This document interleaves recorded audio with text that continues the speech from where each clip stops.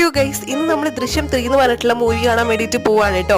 അപ്പോൾ ഞാനും അച്ഛനും അമ്മയും ഏതുകൂടി കാറിനായിരുന്നു പോയിട്ടുണ്ടായിരുന്നത്. കാര്യം എന്താണെന്ന് വെച്ച് കഴിഞ്ഞാൽ നല്ല മഴക്കാരുണ്ടായിരുന്നു. അപ്പോൾ നമ്മൾ കൈരളി തിയേറ്ററിലായിരുന്നു കേട്ടോ വന്നിട്ടുണ്ടായിരുന്നത്. ഞങ്ങളുടെ വീടിൻ്റെ അടുത്തൊന്നല്ല, എന്നാലും ഏകദേശം ഒരു 10 മിനിറ്റ് ഒക്കെ ട്രാവലുള്ളൂ കേട്ടോ.